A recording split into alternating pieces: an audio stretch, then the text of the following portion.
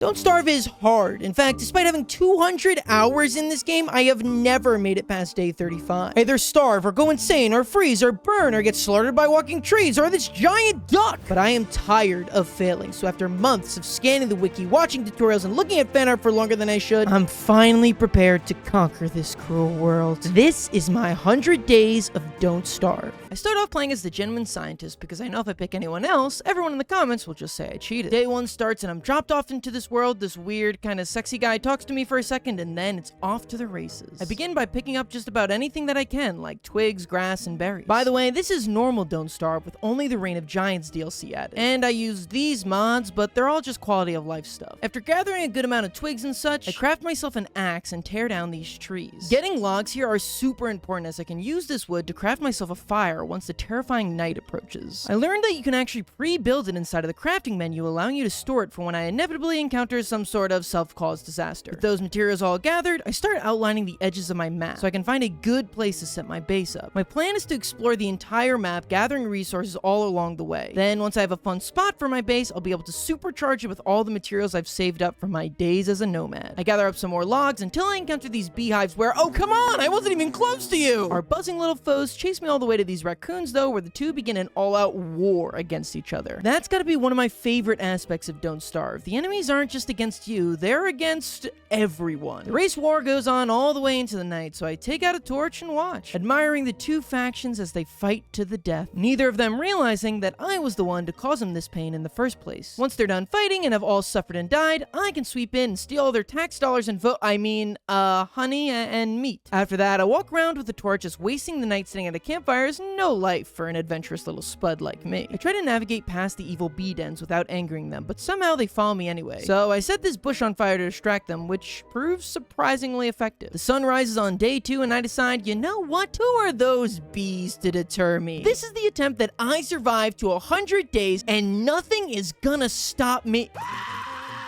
I tactfully sneak behind the bee labyrinth, only to find a big, fat nothing. Just more basic resources. Glad I risked my life to get back here. I grab some twigs and grass, and then around dusk, I plunge through the bee fortress once again. They're just as evil as ever and chase me all the way into this desert. I did manage to craft myself a pickaxe today using some of the flint I found on the ground and some twigs. I spend the rest of my day picking up these tumbleweeds that blow through the desert. They mostly give the overly abundant twigs and grass, but I have hopes that I could get something super rare, like the highly sought after gears. So I'll pick them whenever I see them. At night, I whip out a torch and continue with Operation Tumbleweed Extraction. The sun rises on day 3, and I've now got a full stack of twigs and grass in my pocket. And I find myself a road, which makes me walk just a wee bit faster, so I decide to follow it. This transitions my desert into a lovely, deciduous, delicious, into a lovely forest where I'm able to find myself golden boulders. Now, if I could just find a couple more, I'd be able to get my science machine online. While searching for said rocks, I get hungry, but luckily all the berries I've been picking up are able to sustain me for a good long while. Though I don't even want to think about what an all-berry diet is going to do to my poops. Later on, I happen upon another tense race war between the pigs and the mermen, which I, of course, fly in and scoop up the remains of the losers, giving me sweet fish, meat, and frog legs. Knowing I'm in dire need of some wood, I attempt to recruit this pigman to help me chop down some trees. I feed him a morsel, but he's a little busy getting his behind blown out by these mermen, so I decide to leave him behind. And even though he stole my morsel, I can't help but feel sad that my pig friend will undoubtedly be slaughtered by the fishman in this battle. Godspeed, soldier. That night, I set up a campfire and my science machine, which allows me to finally prototype some more advanced crafting recipes, like a shovel that'll let me dig up bushes, a backpack for some extra storage space, and a spear for, handling conflicts calmly and reasonably, of course. And day 4 starts with an absolute miracle, as my pig friend has somehow survived his conflict with the merman and joins me once again. I like to think that my morsel gave him the last bit of strength he needed to win his fight. I decide to call him Mr. Snuggles. Mr. Snuggles runs up ahead to fight some spiders, only to watch another of his own kind die. Mr. Snuggles has witnessed countless atrocities right before his eyes. I think it's causing him to start losing his mind, because after going into a berserk rage and killing all of the remaining spiders, he goes on to eat his own comrade's corpse. Mr. Snuggles has lost all sort of pigmanity and turned into a straight monster. Mr. Snuggles realizes how dangerous he's become and runs away, knowing that if he stayed any longer, there's a real possibility possibility that I would become his next target. He's the best soldier we got, but goddamn, war isn't easy on anyone. After that cycle leaves, I decide to spend the rest of the day using my new shovel to dig up saplings, grass, and berry bushes, as I want to have a good stockpile planted at wherever I decide to set up my base. With my inventory full, I decide to cook up and eat some meats I had lying in my inventory. That night, I'm collecting grass, guided only by my torch, but accidentally pick up too much stuff, leaving me in the dark. I start to panic and accidentally get whacked by a shadow monster that nearly kills me. Luckily, I had a good stockpile of butterfly wings on me, which are able to restore my health. On day 5, I find this wormhole and decide to try jumping in. These are supposed to teleport you across the map and can be really useful for traveling large distances in a short amount of time. But this wormhole turns out to be more useless than a career aptitude test for female high school bullies. They'll all just become nurses anyway. Later that day, I come across a wormhole deep in the swamp that takes me to the entrance of the swamp. Not quite as useless as the last one, but far from helpful. I mine some rocks and stumble upon the Cube World player base, who has a ton of goodies scattered around him, including this miner hat. I decide to leave it here though, in case I one day find myself stranded with no light source. Surely that will never happen though. I'll be honest, when I'm writing this, I genuinely have no idea if I ever see that hat again. Really just hoping that this will come back around, or this entire section is gonna feel pretty stupid. On day 6, the hounds attack, or should I say hound, and I lead him to a swamp fight between a tentacle, a spider, and a pig, to which the giant tentacle obviously wins, and snag myself some sweet monster meat. The hounds will come by every couple days, increasing in number each time, so we need to make sure we're prepped for them. After that, I continue exploring the map, pickaxing as many rocks as I can. That night, my inventory has gotten so full from all of my bush shoveling that I decide to craft myself a new backpack and drop my old backpack full of stuff here for me to grab once I've settled down on my base. I spend the rest of the day exploring the map and happen upon the eye bone to summon the always helpful and extremely cute Chester. And even more so than being a portable chest, it's just nice to not be so alone after the tragedy of Mr. Snuggles. On day 8, I realize that all the bunnies look like disgusting nightmare creatures, which is probably not good. In case you're new to this game, in addition to your hunger and health, you also have to manage your sanity, or nightmare creatures will start to attack you. And the fact that reality looks like a bad Twilight Zone episode means that it's probably time to stop my nomadic journey and focus on my sanity. Of course, I don't do that because of my chronic foomble,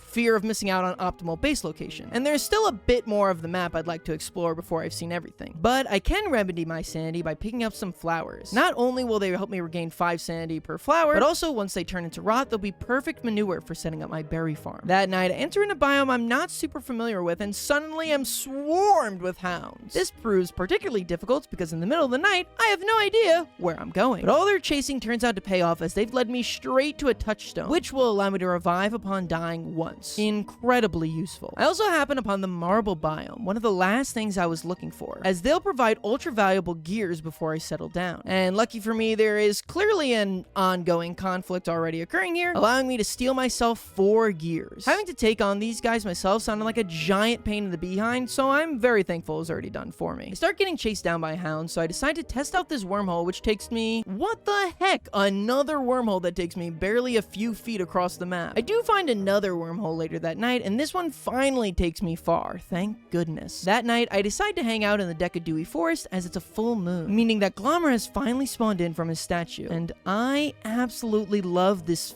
fat, disgusting cretin, which funnily enough is also what my mom said the day I was born. On day 10, I let my pyromaniac urges take over and start collecting myself some charcoal by setting these trees on fire, as it's the final big resource I need. And with that collected, I take a long time deciding where I should set up my base before settling on this center area right here. I picked this spot for a variety of reasons. It's central to nearly the entire map, it's really close to this wormhole right here, which will connect me to the desert, the beefalo, and the bees. It's near a ton of spiders and pigs for easy meat farming, and it's just a short walk away from the swamp. And so, with our location finally chosen, we can set our base up. Firstly, I put down a permanent stone fire pit and planted all the saplings we picked up along the way. Luckily, it's a full moon, meaning the night is bright and not so dangerous, so I'm able to work through it. However, unluckily, the hounds have come for me. But with the help of this pig, we're able to double team the doggy and take him out. And for the pig's great work in slaying the hound, I decide to reward him with a job, as I feed him some monster meat and get him working to help clear out the trees from this area. After the unspeakable heartbreak I experienced with Mr. Snuggles, I decided to not get too attached to this one. As such, I'll be referring to him as Pink Mammal 1A, or Pama. I also recruit his friend, Peach Mammal 1A, or Pima. Pama, Pima, and I manage to clear out most of the surrounding forest. But despite Pama and Pima's hard work, their houses are unfortunately set up right where I want to build my base. So I pull out my best America and kick off the rightful owners of this land so I can craft myself an alchemy engine, which will allow me to craft even more advanced recipes than the science machine did. One of these recipes being the ice box, which I immediately create as it will slow the spoilage of the oodles of food I managed to pick up on my journey. The next morning, I take the time to clear out all the stumps and debris from my base, make a bunch of chests, and shovel some more spoiled carrots into my mouth. These moldy carrots motivate me to start gathering a ton more charcoal so that I can craft myself some crock pots. Once built, these will allow me to cook my existing grub food into more dignified meals. I'm able to craft 3 that I immediately use to turn my rotting monster meat that would normally kill me into delicious meatballs by just adding 3 berries. While I know this is the most basic of don't starve recipes, it always amazes me that just 3 berries can outweigh the disgusting taste of rotting spider meat and turn them into beautiful meatballs that restore half your hunger. I do some chest organization and plant down my pine cones, grass tufts, and berry bushes, and my base is finally starting to feel like a real home. I noticed that Glommer has taken a nasty poop, so I decided to throw that into the stone pit, and it creates a glorious fire. But if that's the first you learned about the power of poop, then you clearly don't have irritable bowel syndrome like me. I craft myself some armor in this log suit, and then place down some meat drying racks, which preserve meat by turning it into jerky. The only unfortunate thing is I've got no meat to dry them on, so I decide to rectify this issue by heading south and slaughtering some spiders with my spear. Unfortunately, right as I finish killing these spiders, this pig flies in and steals all the monster meat I just worked so hard to get. Now I guess I know how it feels to be on the other side of this. But I don't let it get me down, as I instead recruit Peach Mammal 2B to help me kill some spiders, which she does not do, and instead just repeatedly runs into this tree. Great work, Pima 2. However, things seem to go much easier as I recruit the second and third Pima, and the 4 of us go on to commit unspeakable crimes on the spider population, giving me 5 monster meat. Immediately after this, Pima 2 is slain by the clockwork rhino, making me ever so glad I didn't get attached. All I see is meat and gears. I head back, dry out Pima 2's flesh, and start pitchforking the ground. Since this is original Don't Starve, the grass you can pitchfork up here makes for great fire fuel. It also makes our base feel more like a base, so I end up doing this for a lot of day 15 as well. After that, I decide it's time to finally go back and retrieve that backpack I left in the rockland. It's always best to travel at night as opposed to the day, since there's not much else you can do during that time. Along the way, I find myself a second touchstone, giving me a second revive should I ever happen to definitely,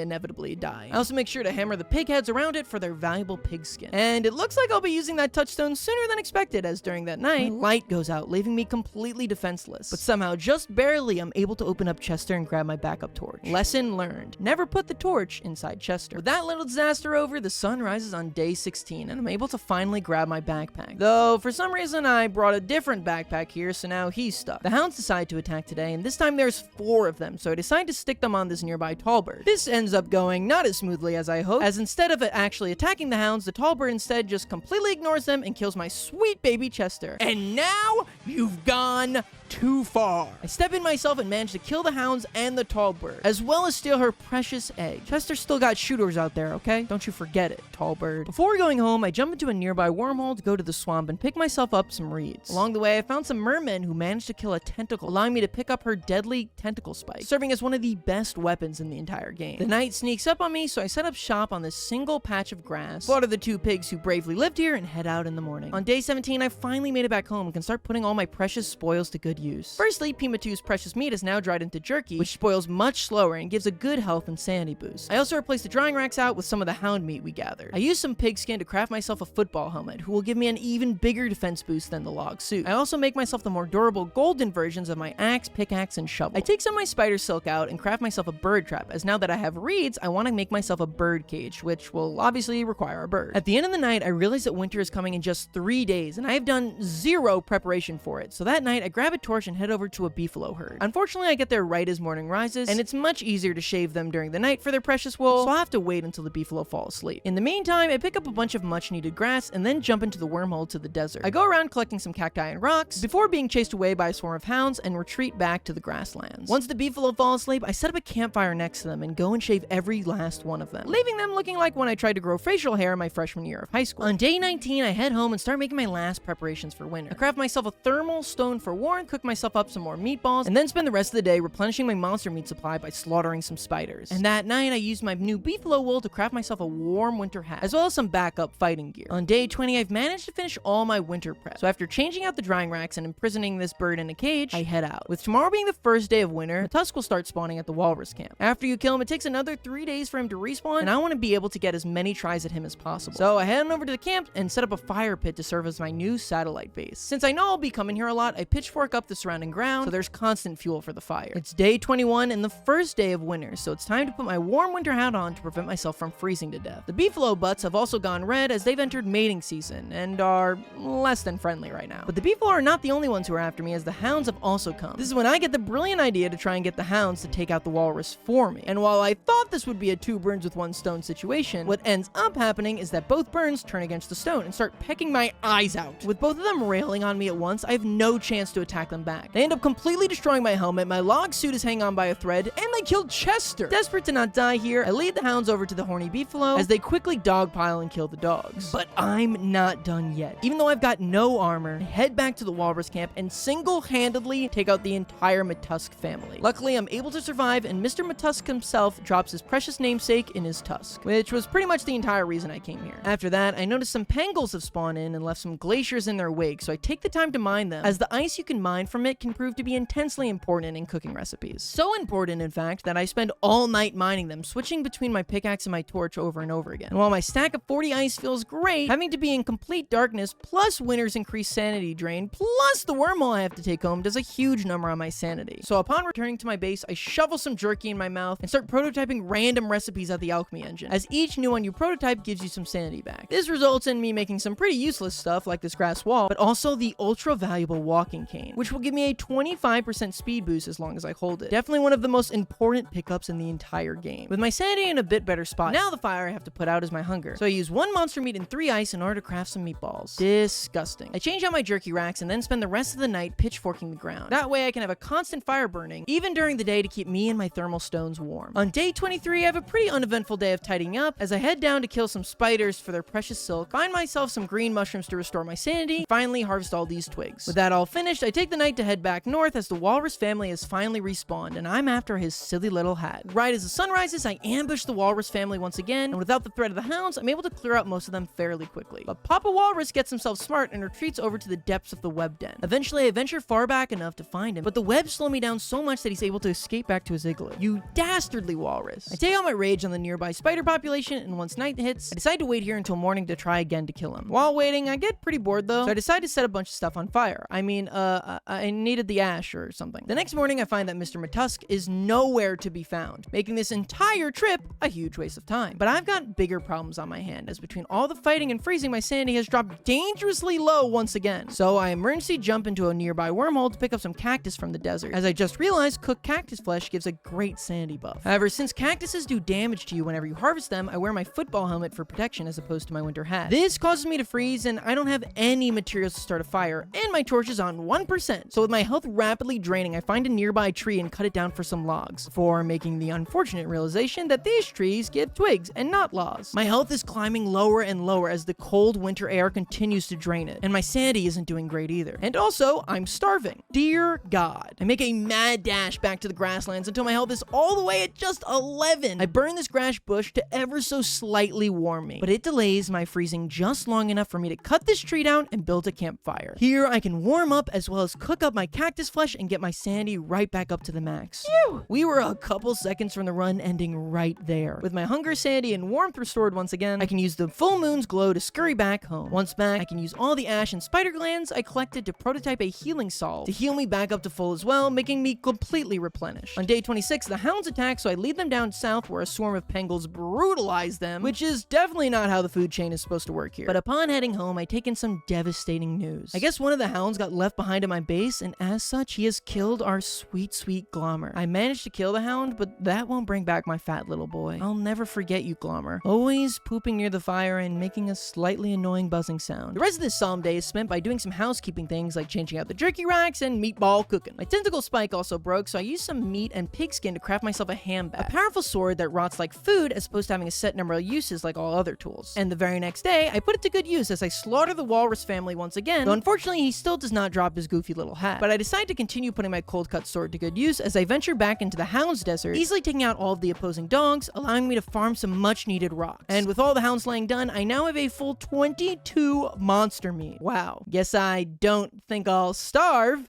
On day 28, I realized that my health is pretty low, so I go on the wiki and realize that cooking pierogies can be an easy way to restore health. All it requires is 1 meat, 1 egg, and a vegetable. I feed some monster meat to my trapped crow, who then poops out an egg. For my vegetable, I decide to go with cactus, as I realize there's a non-hounds infested desert just a little bit south from here. So I head down there and spend the rest of my dusk harvesting cacti, before setting up a small camp for the night. However, with the night being so long, my fire starts to burn out by the end of it, forcing me to strip off mine own log suit and throw it into the fire. Never thought I'd get to the point of burning my own clothes for warmth, but here we are. I spend the whole next day grabbing some more rocks and cacti, but head back to my base before night. There I can finally use all that cacti to make myself some delicious pierogies, getting me back up to full health. I also make myself a bunch extra as I want to have some healing on hand for the inevitable Deerclops attack. Day 30 is a big planting day as I've got some freshly rotten petal fertilizer, so I spend the day getting down berry bushes, grass tufts, and saplings. That way when spring comes, we've already got all these farms set up. I also craft myself some more drying racks as I'm bringing in so much monster meat these days, I need a way to preserve it all. On day 31, I realize I'm out of wood and need a new log suit, so I recruit a new pig to help me cut down some trees. And honestly, I missed having pig friends. Maybe it is okay to get attached to them after all. And he is immediately killed by a tree that has magically sprung to life. Awesome. Midway through the day, Wilson says that sounded big, which I can only presume to be the Deerclops arriving. The Deerclops is one of the 4 seasonal giants that spawns in the game, and I've never successfully been able to kill him. In fact, the last time I played this game, he completely eviscerated my entire base and killed me. So I decided to quickly hodgepodge together some materials for a second satellite base directly east of my main one. However, I guess my stone fire pit scared the Deerclops off as he just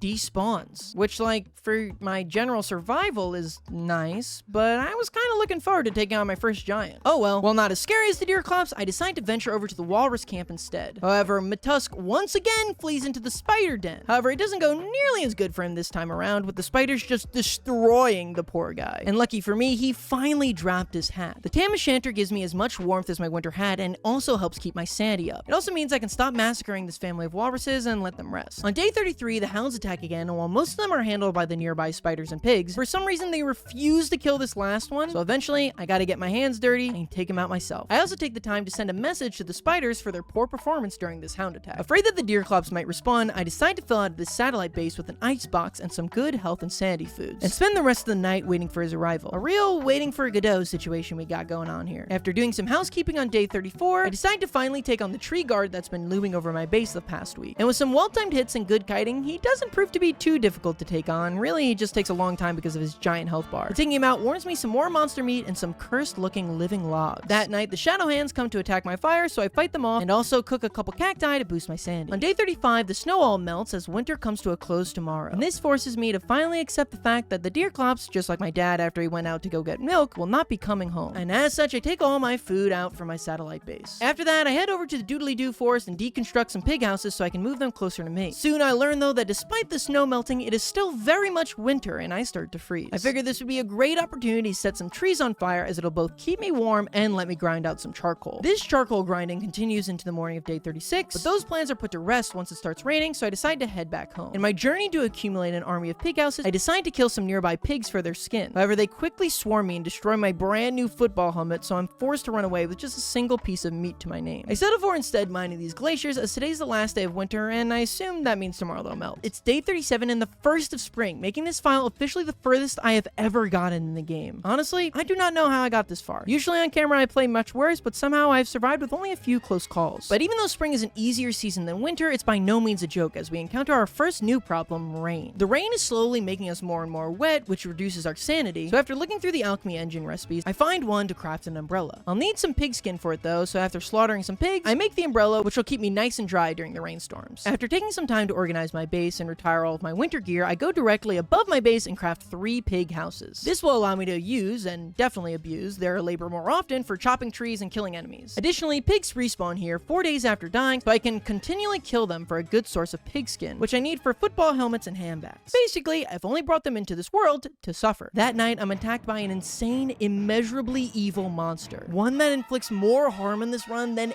any enemy so far. My dog doing something naughty around my house. Farley.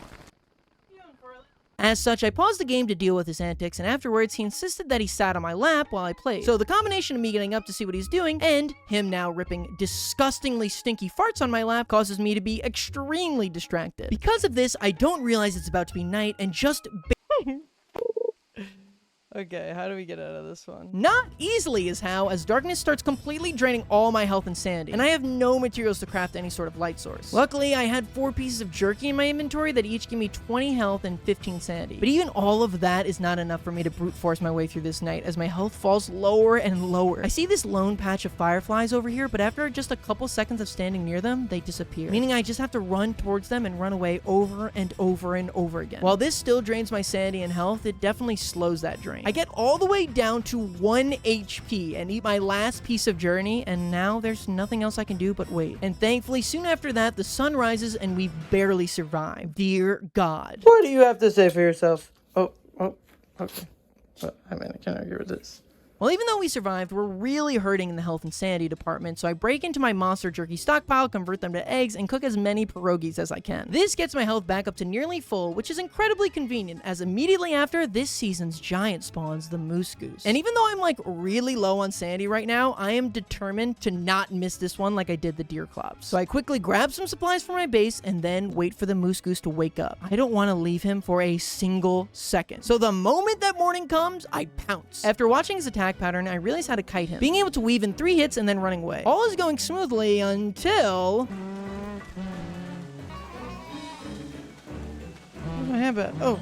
Yes, it takes a couple cycles for me to realize this, but when the moose goose roars, it knocks whatever you were holding out of your hand. While I stood there not realizing this though, the moose goose was able to wail on me and completely destroy my football helmet. I try to hold out for a bit longer, but eventually he destroys my log suit as well, so I'm forced to retreat back to my base. Luckily, I have a backup football helmet waiting for me there, so I just slap that on and jump right back into the fight. And despite getting pretty dang good at dodging his attacks, he still manages to hit me down to just 20 HP. And while a smarter man would probably have taken this as a sign to give up, I got a 1200 on the SAT. So I head to my fridge, shovel some pierogies in my mouth, put down some trees for a log suit, and get out there once again. And my vigilance pays off as I'm able to finally kill the moose goose and collect myself 6 shiny pieces of meat and 3 down feathers, whatever those are. For all my hard work, that night I shave my beard off, symbolizing the start of a new era of Wilson. Or maybe it's just the middle of spring and I was supposed to shave that off days ago and I forgot, who knows? It's day 40, and by trying to survive the unspeakable horrors we survived the last 2 nights, we've completely blown through all of our food. So I recruit some pigs and we go mess up some spiders. Conveniently, the hounds also attack today, so we're able to solve both problems at once as we leave our pockets filled with monster meat. After cooking those into some delicious meaty stews, I head over to the desert. At the desert, I can pick up some more cacti to refill my far too low sanity. Cooked cactus flesh is basically the only way I know to restore sanity reliably, so you're gonna see me coming here a lot. I unfortunately lost the footage on day 42, but don't worry, you didn't really miss anything besides me picking some berries. Day 43, however, is not a day to miss, as it starts raining frogs. And not like it starts raining a lot, like it literally starts raining frogs from the sky. And let me tell you, I hate it when it rains frogs. You just have this army of toads posted up around your base, and whenever you try to do anything, they just whack you and knock whatever you had in your hand out. And you can't try and get rid of them because there is an infinite number of them raining from the sky at all times. I evacuate from the base to grab some sanity restoring mushrooms until it stops raining. But even then, the frogs are still deeply entrenched inside of my base. On day 44, just go away. I can't do anything done with these guys here. The one and only good thing about frogs is that their legs can be used to make froggy bun switch, which restores a large amount of health, which is great as they are constantly draining mine. Eventually, I'm able to lure them over to a nearby spider den though, finally giving me some much needed peace and quiet at my base. What the f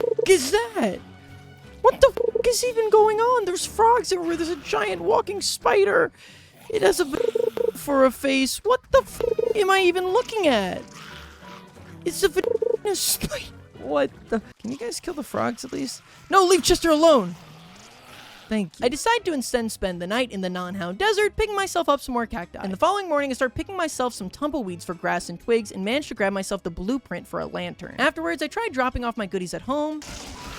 Oh, no shot. No shot. With the base no longer mine, I grab some jerky from my fridge and flee down to collect some gold. Unfortunately, I've mined all the gold rocks down here, so I instead dig up some grapes for some fun little trinkets. On the way out, I also steal this tall bird's precious egg. I had no real reason for doing this. I was just kind of being a... In fact, I don't even use this egg the entire playthrough. It just sits in a chest. Once I'm back home, I try thinking on how I could possibly save my base, when a lightning strike directly below it starts a giant forest fire, clearing out a ton of monsters that surround it. And I do not feel bad one single bit. With my base successful accessible again, I do some normal housekeeping work, like cooking and chest organization, as things are a complete mess here, so Oh, would you leave me alone, man? after taking care of them, I take all those grave trinkets I found and trade them to the Pig King for some gold nuggets. On day 48, having had just about enough of the influx of monsters constantly encroaching on my home, I hire some pigs to come thin out the nearby spider and frog populations. It's a race war. Oh my god, the frogs. This, combined with a little bit of taking matters into my own hands, finally gives me my base some peace and quiet. From here, I can take all those fresh frog legs, cook them into bunwitches, and heal myself back up to full. On day 49, I hire my pig friends once again to help me replenish my wood stockpile, warranting me 3 full stacks by my day's end. That night, I put all those good nuggets to good use and craft myself some ice flingomatics. While this is my first time getting this far by myself in Don't Starve, I did play a Don't Starve Together game where we played once on easy mode and we made it to midway through summer. But on summer 1, so these ice flingomatics will make sure that any rogue fires are quickly put out. With all the pig employees' work now finished, I go ahead and murder him. Then I break down some more pig houses so I can move them over to the rest of my pigs. But all the now homeless pigs decide to attack the giant coochie spider. Unfortunately, the following morning, it appears that the giant coochie spider was in fact the victor. So it's time to take matters into my own hands. Wait, there's 2 of them? I try using the spider hat that I found that's supposed to make all spiders friendly towards me. I figure it will stray off her butt spiders long enough for me to kill the queen. Unfortunately, this hat does not work at all, and I'd stand there like a Times Square Spider-Man and get my tuckus thoroughly rumpled. Ain't they killed Chester? After having my plan completely fail, I decide to head home. What? What? Oh, great, and this guy's part of this too. Oh my god, the whole gang. Why did you even hit me? I don't even understand your motive. I don't even understand you. What the is wrong with you? Leave me alone, Lucius. I will kill you, and I will not feel bad about it. Oh my god, why would you do that? Honestly, for all the unspeakable horrors that I've committed onto the pig race, I feel like that was kind of deserved. With only 1 touchstone remaining, I decided to set my sights on obtaining an alternate revival method, with the easiest one seeming to be the meat effigy. But in order to craft it, first we need to craft a wait, didn't I already do this joke in this video? Irregardless, the top hat looking thing is the magic crafting station we'll need to craft our effigy. But before we get started on that, there's one little thing I have to do first. You stupid pigs, why would you kill me? I will slaughter every single member of your species. With that taken care of, the first thing we'll need is 4 living bunnies. I grabbed myself a rabbit trap, but instead of baiting them with a carrot, I found it was easier to just shovel up their homes and scare them into the trap instead. With those all collected, I head home and craft myself the prestodata thing. Using some boards, cooked pig meat, and some of my shaved beard hair, I'm able to craft the meat effigy, which looks so unsettling. Crafting it also took away 30 of my maximum health, but I think that's more than worth it for a completely additional life. I realize that I've got a ton of food that's about to spoil, so I quickly take the rest of my night to mass cook them into hearty meatballs. On day 54, the hounds attack once again, so I take them back below my base in the hopes that they will finally be able to take out this cursed spider queen. But alas, the spider queen and her infinite army reign victorious. And by this point, I've had just about enough of you, spider queen. I am tired of you dominating the entire southern portion of my base. Today, I will defeat you. Oh. Well, that was easy. With the Spider Queen defeated, I decided to take on the last problem plaguing the area around my base, this lure fruit. And although it hits me a ton, I realize each hit is only doing like 1 damage, so I can easily bolster through and take them out. And with that taken care of, I am finally free from... It's raining frogs again, isn't it? With the declining sanity, both in the game and real life, I decided to make day 55 a big cacti collecting day. It's day 56 and it's the last day of spring. And once again, I have made 0 plans for the incoming summer, which this guy in Reddit said was the hardest season in the game. And seeing as this game is, as I'm sure you've gathered by now, insanely complicated, I do not have any plans to learn how the hell I'm supposed to survive in summer, which is why I used today to first plunge into the caves. The caves are an entire new world that lies beneath the surface of our Don't Starve world, with new biomes to explore, resources to collect, and way stronger enemies. And I plan to spend my entire flame-burning hot season down here. But with summer starting tomorrow, I've got a lot of preparations to do. First of which is cooking up some food. But it's hard to get anything done when I'm constantly being attacked by an onslaught of frogs. They end up bothering me so much that I don't get any of my prep work done. It's day 57 and the first day of summer, so I make sure to turn on my ice flingomatics to keep my precious base safe from any wildfires. Then I start pre-crafting some structures I'll need for my cave base, like ice boxes, crock pots, alchemy engines, drying racks, etc. I also set a bunch of grass on fire to give me some ash so I can craft a bunch of healing salts. Luckily, tonight is a full moon, allowing me to spend some extra time gathering up the last things I need for said cave base. And with all our preparations complete, it's time to finally head down the sinkhole and into the caves below. These are the dangerous caves we'll call home for the next month. And I immediately immediately greet them by lighting their entire ecosystem on fire. Yeah, this is just like a much easier way to clear out some area for my base, but I doubt the locals will agree. With that all cleared out, I can set up my underground base with all of the helpful machines I've grown so accustomed to on the surface. And most importantly, some chests so I can finally organize my disgusting inventory. With the inventory all cleaned out, I swing by the surface to grab a couple things I left at home. But while I'm up, I notice it's another full moon, meaning I can finally bring Glommer home. God dang, little guy. I missed you and your godforsaken annoying buzzing noise. This, however, bumps my little nighttime romp into the day, meaning that the heat of summer is slowly cooking me. So after a quick trip to the wiki, I decide to craft myself a chilled amulet. Only problem is that most of my resources are now down at the cave base, and my health is draining fast. So I quickly shave off my beard and start hemorrhaging through healing salves, using nearly every single one I have. Then I rush back to the caves and build myself an endothermic fire, which is like a reverse fire, keeping you cool instead of warm. I throw my thermal stone in the icebox, as that's supposed to keep it cool, only to be whacked in the head by some rocks that suddenly start falling from the sky, which I guess is like a normal thing down here. After some inventory management, I craft myself the more permanent endothermic fire pit, giving me a more permanent cooling solution. And with all those fires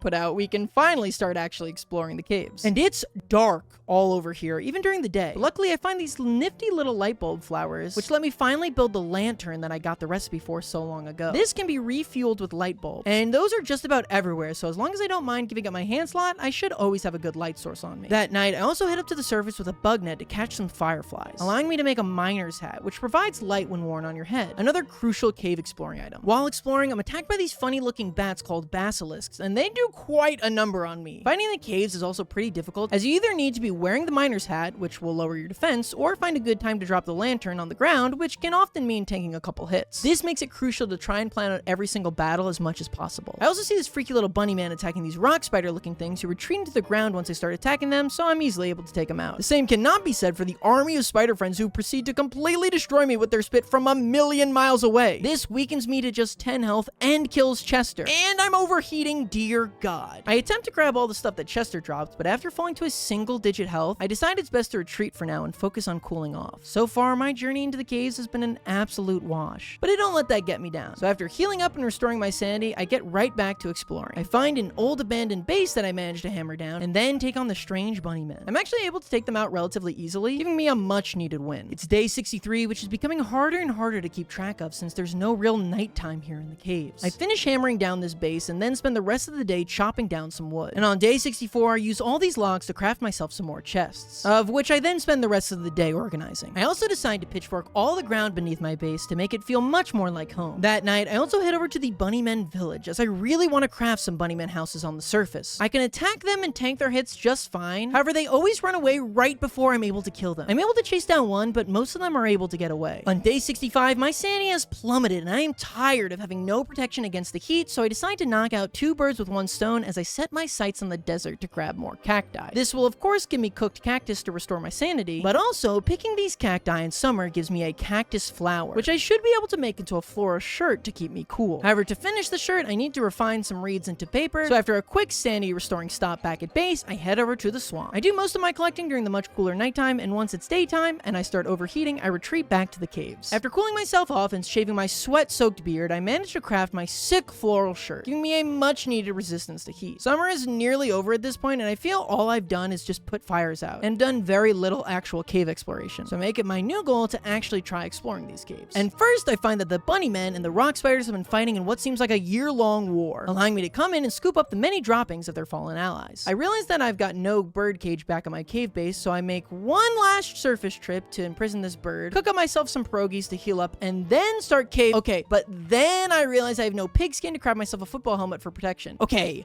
one last surface trip, and now that I have fighting gear, I can finally cave explore. I start by killing off some bunny men and then head north past their house. Here I find these cute little snails as well as these strange spiky things sticking out of the ground, which I don't intend to mess with either of them. I've heard about you, snail. I also find this strange orange rock that seems to lead to an even deeper sinkhole, but I'm already scared of the one that I'm in, so I decide to put a pin in this. After hitting a dead end, I decide to head east from my base instead, and after walking through a few underwhelming biomes, I find these giant rock lobster looking guys guys who for some reason have an arm anatomy similar to me in middle school when I discovered what a not safe for work subreddit was. It turns out I can actually befriend these abominations by giving them a piece of flint, though they are unbearably slow. I try mining down these funky looking rocks as well, but they seem to just give the same resources as normal rocks, somehow. I end up recruiting a whole gaggle of rock lobsters, just because I think they're neat. And then I stumble into a nearby swamp biome. And while these giant tentacles usually scare me from entering the biome altogether, my lobster friends make quick work of it, barely even taking damage themselves. This gives me the idea to take them around the whole swamp. That way I could gather tons of their valuable tentacle spikes, no longer having to constantly farm pigskin for hambats. And not only do they do it happily, doing some sort of weird footballian chant every time they get to kill something. I proceed to take them all around the swamp biome as they eviscerate everything in sight. Though one of them gets a bit too excited and whacks me with a punch, taking out 90 health, dear lord. I try and grab the pierogies I have inside Chester, but this stupid spider won't leave me alone until I'm finally able to heal myself up and kill him. With our lobster rampage done, I can go around and collect my spoils, and spoils there were had, as I grab myself a full stack of monster meat, 8 whole tentacle spikes, some strange snail goo, and this snail shell I'll have to try out soon. Overall, a hugely successful trip, with this setting me up for pretty much the rest of the game. And with my pockets fully stuffed, I decide to head back to base. What the? Okay, time to leave. Well, I guess that's the worms base now, which really isn't the end of the world, as during our Rock Lobster Fest, summer ended and now it's autumn once again, meaning I can just head back to my real home. On day 73, I'm beyond relieved to be back. Now I'm away from all the dangers of the caves and can finally relax a bit. I start my relaxation by cooking. Through my cave adventures, I've now got over 2 full stacks of monster meat, so I get to making some pierogies. My trip to the swamp also did a number on my sanity, so I gotta head back to the desert once again, though this time there's no pretty cactus flowers. My stats are now all regained, so on day 74, I continue up with all my chores, like replacing all the drying racks and organizing my cave loot. At night, I also found that some basilisks had invaded from the down below, so I go ahead and clear them out and collect their special white poop called guano. And after that, I attempt to retrieve the rest of the stuff I left at the base, though this worm continues to patrol it. I even try guiding him away, but to no avail. On day 75, the hounds come again, so I lead them down south where the spiders are, like I always do. However, what I didn't realize is that a few of these hounds are red hounds, and when red hounds die, they, oh no. Since this is like right next to my base, I quickly head home and turn on all my ice fling-o-matics to keep my base safe from the fire. Though the same cannot be said for all the spiders who used to live here, as they've all been turned to dust, and pretty much the entire forest destroyed. Oopsie. For once, I actually do feel pretty bad. Like, I wiped out an entire species just because I couldn't see that one of the hounds was flaming red. Oh well, could have been worse. Could have been a species I actually care about. On day 76, I hire some pigs to help me chop down some trees, as I've gathered enough bunny men fur to craft some bunny men houses. The bunnies can be hired for help much like the pigs, but with their only difference being that they respawn every day, making them much better sources of meat. And they're also vegetarian themselves, so I can also hire them to kill things without having to worry they'll scoop up and eat all my precious monster meat. I spend all day chopping wood to prep the boards for them. On day 77, the pigs have now fulfilled their purpose, so I go around trying to kill them as I'm fresh out of pigskin and I need to craft another football helmet ASAP. While I'm able to kill one just fine, the other 3 prove to be a huge problem, as their fast speed, large number, and my lack of armor lead to them getting me down to a single health. But this isn't a problem that's going to solve itself. I'm always gonna be weak unless I can manage to get myself more pigskin for football helmets. So I continue approaching the pigs, and after hours of back and forth, my log suit, and nearly all my health, I'm finally able to kill one single pig, and he drops a piece of meat. Just my luck. On day 78, I'm doing some organizational tasks, and Glommer's buzzing starts driving me literally insane, and it certainly didn't help that there was a actual real fly in my real life room as well. I f***ing hate him, and I can't catch him. I hate him and I can't catch him. So I move Glommer pretty far away. Sorry, bud, you're cute, but I can't stand you. Which, funnily enough, is also what my kindergarten teacher said to me. I'm also able to craft my very first rabbit hutch today, finally bringing the bunny men to the surface. I want to try and get as many of them as possible up here, so I'm going to try and kill the one that spawns out of here every single day. Speaking of killing, I go to kill a pig, but again, he just drops a single piece of meat. And the other pig just punches me until I have 3 health and I have to retreat. I just want your skin. Is that so much to ask? But after horking down some pierogies, I decide to employ my new bunny men to help me chop down some trees, which he hooks me in the jaw. I guess if you have meat items on you, the bunny men get pretty pissed. So after eating the meatballs in my inventory, I try to recruit him with a mushroom, to which he immediately poops out and then leaves. Lesson learned. Bunny men only like carrots. Having just about enough of everything in this world destroying me, I venture out during the night and destroy a pig's house for the guaranteed pigskin, which this somehow feels crueler than just outright killing him. On day 79, I pitchfork up a ton of ground from the nearby biome, and then I set it all on fire, giving me enough ash to make some healing salves and heal me up to full. With my armor armor regained and health restored, I decide to head back into the caves to finish out my map. Down below, I run into these giant tentacles that I make an educated guess that I probably shouldn't touch. On day 80, I continue exploring the underground until I eventually come across these ominous red holes. And when I approach them, a giant shadow monster appears in front of me. These are the same monsters that appear when you go insane and have kicked my tuchus many times before. So I decide to recruit some nearby rock lobsters to attack them. But they just stand around watching. After taking a couple hits, I decide to just run away because by God, I just got this armor and I'm not willing to lose it again. I do realize that there were some leftover goodies from the lobster spider war and go and collect those. And with that, my inventory is completely full, so I decide to make my way back home. But before going back up, I decide to hammer down all these rabbit hutches. I have to chase down the rabbits inside to kill them, but eventually I'm able to clear out the whole village. Well, that is until I get to the last house and realize that I've actually gone insane. So instead of these cute little bunny men I'm used to, a giant horrifying beast comes roaring out. I take this as my cue to leave, so I bolt the heck out of there. But not only am I just insane, I'm also extremely hungry. Not wanting to waste one of my precious carrots, I cook up a piece of meat, which gives me enough strength to get back home. On day 82, I shove some berries down my gullet and cook the rest into some delicious meatballs. And with my hunger filled, I go craft some rabbit hutches before remembering, oh yeah, I'm literally insane right now. So I decide to head back to the desert for that delicious cacti flesh. The next morning, I return to base, and with my sanity now in check, the muddy men appear normal again, and I can kill them while they sleep. I also am able to place down 2 more rabbit hutches, which upon them waking up that night, I pit them against each other so I can grab their sweet benefits. With my bunny men farm coming along quite nicely, I decide to set my eyes on a new goal, becoming a beekeeper. So after a quick day of grass collecting, I'm able to make myself a bug net and a beekeeper hat. Before I head out on my beekeeping quest though, I place this spider den next to the bunnymen hatches. I have no idea if this will work, but maybe the spiders will all kill the bunnymen for me? Maybe? With that taken care of, I spend the night heading over to a bee biome. Having arrived, I catch my first bee with my net, which sends out a swarm of killer bees, and despite having always being afraid of them in this game, they really aren't that tough. In fact, I'm able to catch them all without a single one hitting me. I also make sure to destroy their precious hives to retrieve their honeycombs, which I'll need for my own bee farming. My bug net breaks though, so I rush home, craft a couple more, and then return. But by the time I get back, it's already night and the bees have gone to sleep. So I spend it collecting cacti from the nearby desert. But once the sun rises on day 86, it's straight back to bee farming. I realize it's better to just kill the killer bees here and catch the regular bees, as you save durability on your bug net. And I'm in no shortage of tentacle spikes after the rock lobster day. After a full day of bee farming, I've managed to grab 10 bees, 4 honeycombs, and 24 stingers. And finally, the bundling wrap blueprint. I don't know much about this recipe, but it's apparently highly sought after and allows you to inventory condense. I'll have to look into it. But there's no time to focus on that as the hounds are back, and once again, it's the red ones. Meaning I have to kill them somewhere safe, else setting the entire map on fire. I settle on the beefalo as their plains environment will keep the fire relatively contained. When I arrive, I feel pretty bad because there's 2 baby beefalo there, but somehow the beefalo managed to kill all the hounds without a single one dying. You'd think that since they're, you know, covered in extremely flammable fur, they would be prone to wildfires, but apparently, 'tis not the case. On day 87, I've returned home and craft myself my first bee boxes. I'm actually really excited.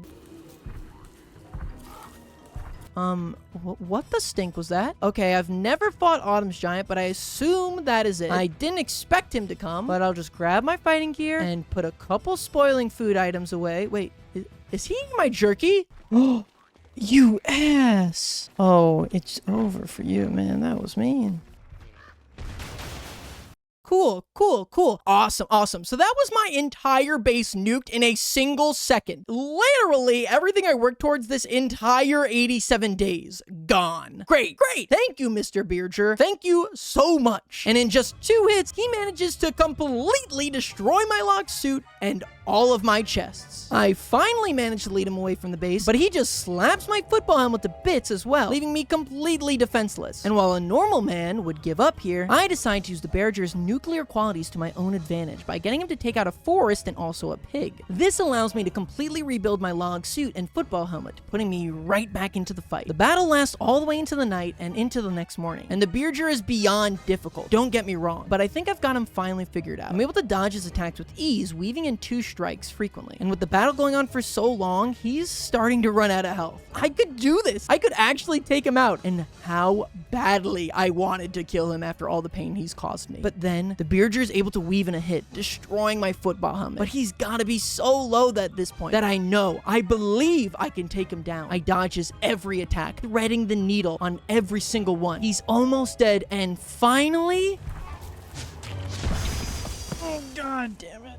Yup, after all that, I didn't even kill the Bearger. In fact, he killed me and I used up my meat effigy. But I don't even have a moment to complain, as now I've got to deal with the gigantic nuke that went off in the center of my base. There's still 10 days left in the run, so I make it my goal to not only survive until day 100, but also get everything that the Bearger destroyed back up and running again. But before that, I think we owe a moment of silence to our wonderful base.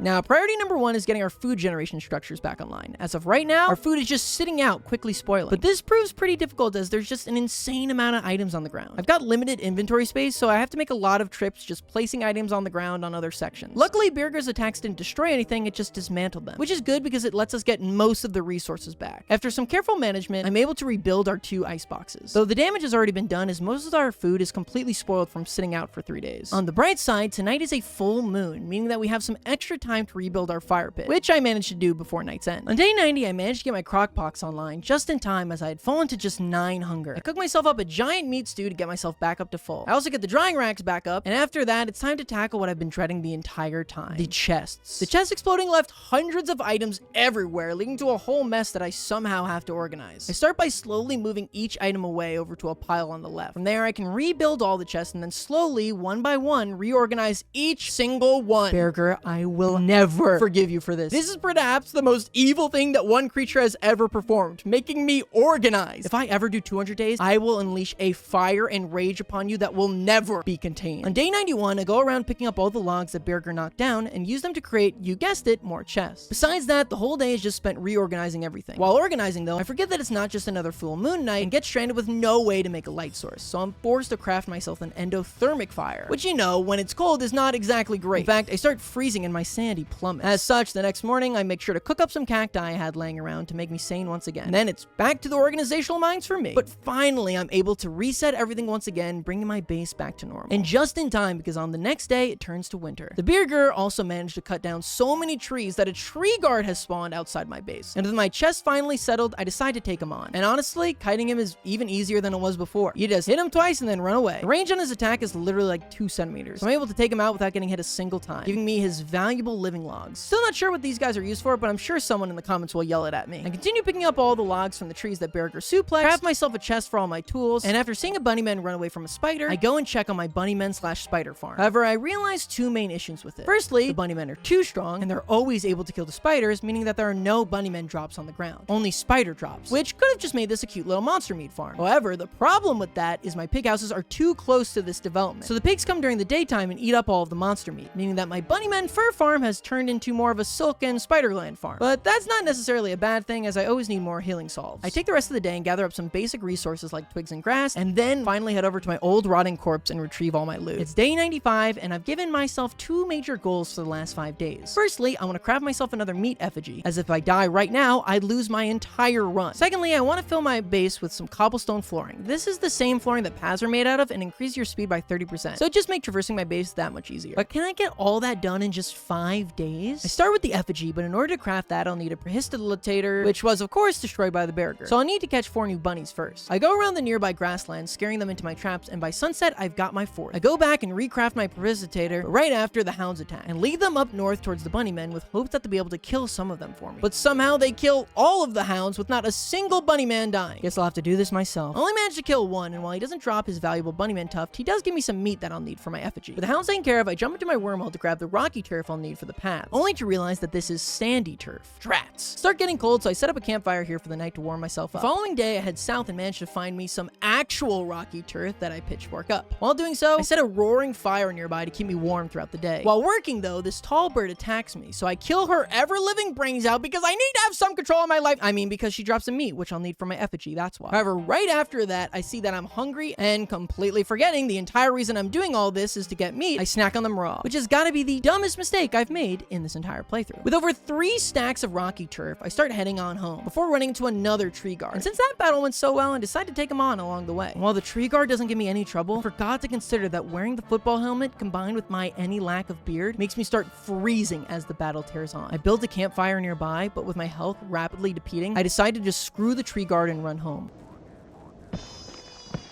Or, bro, but I have a touchdown? Okay.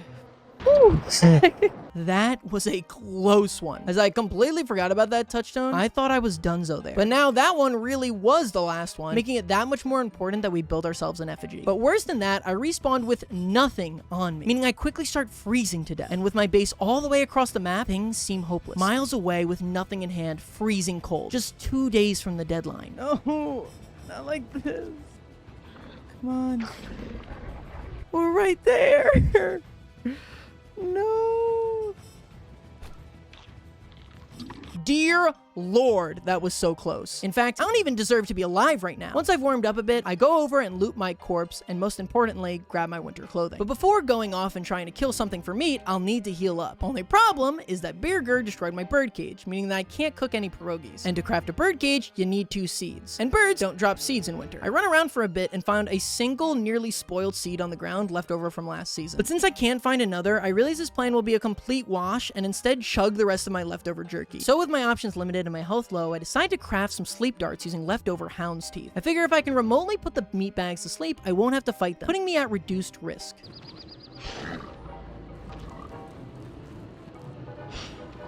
Well, that didn't work. I engage with the pig regardless, but I start freezing, which drains my health. Luckily, I'm able to lure him to the roaring fire in front of my base and kill him there, meaning I only need 2 more pieces of meat. And even though I'm badly injured, I've got just 1 day left to try and get my effigy back, so I'm forced to re-engage. I attack one, but all 3 of them start piling on me, quickly destroying my log suit and getting my health pretty low. I manage to lure one out again and fight the freezing just long enough to kill him and claim my 3rd piece of meat. As I was luring the pig though, I realized that my bee houses are still there. This entire time I thought they got destroyed in Bearger's rage. I can harvest them for 9 juicy pieces of honey, which combined with some paper, I can craft into honey poultices, healing me all the way back up to full. With that, I'm prepared for day 100 and to get the last piece of meat. I spring towards the last pig and no longer afraid about my health, can just tank every single hit, finally giving me, oh, now you drop the pigskin, the one time I need meat. But it's okay, there's one last pig that I can, are you joking? Okay, now this is really bad, as that was the last pig and day 100 is rapidly passing by, and I'm completely lost on what to do, as most of the pigs in this world have been wiped out. I manically spring around my map looking for that last piece of meat to save me, but sometimes saviors come in the most unlikely form, as my sworn nemesis, my true enemy the entire run, the frogs, come in to save me. A group of them are killing this raccoon, to which he drops the last piece of meat I need for the effigy. I grab it and sprint back home. I know I can craft it before day 100 is over. And after returning, yes, I'm able to craft that effigy. I'm able to make some cobblestone roads too. Whee! Oh, so slow. Whee! Freaking nice. And with that, day 100 comes to a close. I know I probably didn't accomplish as much as I could have, but for my first time ever making it past day 35 and don't starve, I'm pretty dang proud of myself, as I didn't just limp to that 100 days marker. With my meat effigy, I know I could survive a whole other 100 days. Maybe. Probably. Depends on if the stupid Bearger comes back. I hate him so much.